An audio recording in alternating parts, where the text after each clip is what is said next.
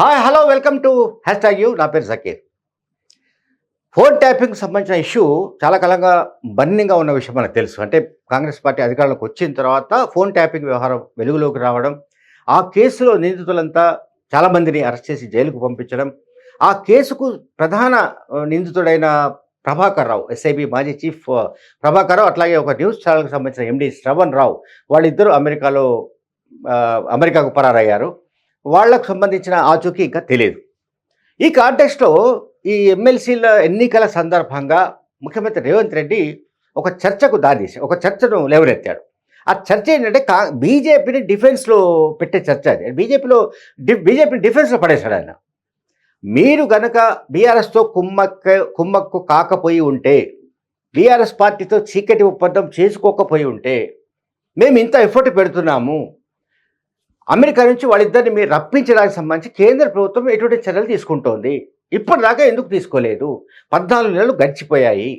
Case నమోదై 14 నెలలు గడిచిపోయినప్పటికీ అమెరికాకు పరారైన వాళ్ళిద్దరిని ఇండియాకు రప్పించడంలో మీరెందుకు విఫలమవుతున్నారంటూ ఆయన స్ట్రెయిట్‌గా కేంద్ర మంత్రులైన బండి సంజయ్‌ను అట్లాగే కిషన్ రెడ్డిని ఆయన సవాల్ చేశారు.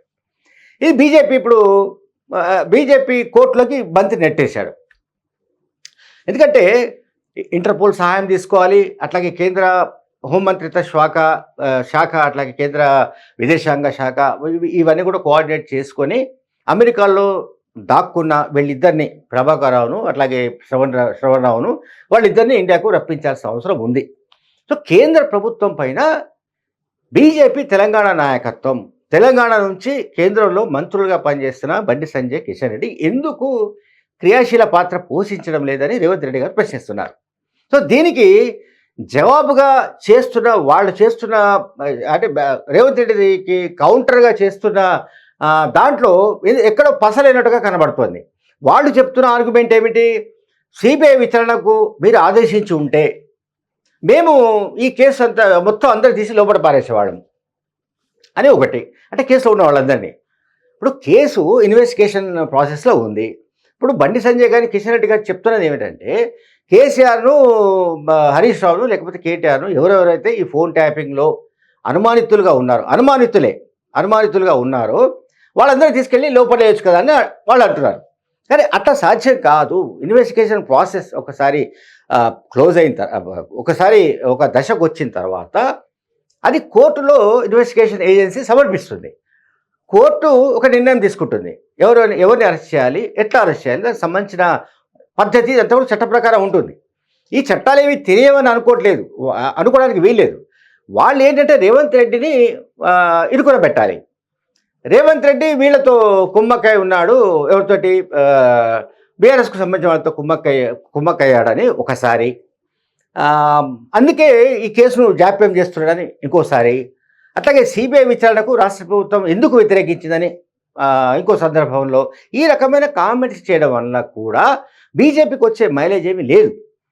ఎందుకంటే బీజేపీ పార్టీ కేంద్రంలో అధికారంలో ఉంది. అమెరికాలో ఉన్న ఒక ప్రధానమైన నిందితుడు, ఒక అత్యంత ఘోరమైన క్రైమ్కు పాల్పడ్డ వ్యక్తిగా నిందితుడిగా ఉన్న ప్రభాకర్ రావు లాంటి వ్యక్తిని ఇక్కడికి రప్పించడానికి కేంద్ర ప్రభుత్వం ప్రయత్నించాల్సి ఉంటుంది. రాష్ట్ర ప్రభుత్వం చేతుల్లో ఏం లేదు. రాష్ట్ర ప్రభుత్వం జరపాల్సిన ఇన్వెస్టిగేషన్ జరుపుతోంది. అరెస్ట్ చేయాల్సిన వాళ్ళను అరెస్ట్ చేశారు, కొంతమంది బెయిల్పై వచ్చారు. ఇదంతా నడుస్తుంది.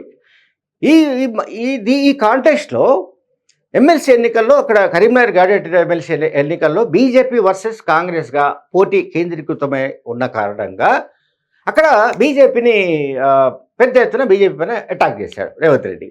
దానికి ఫోన్ ట్యాపింగ్ కేసును వాడుకున్నట్టుగా మనకు కనబడుతుంది. సో అంతిమంగా ఈ కేంద్ర మంత్రులు ఇద్దరు బీజేపీ తమ నాయకత్వం పైన, కేంద్ర ప్రభుత్వం పైన ఎటువంటి ఒత్తిడి తీసుకొస్తారు, అసలు ఒత్తిడి తీసుకొస్తారా లేదా అనేది చూడాల్సి ఉంది. Thank you very much.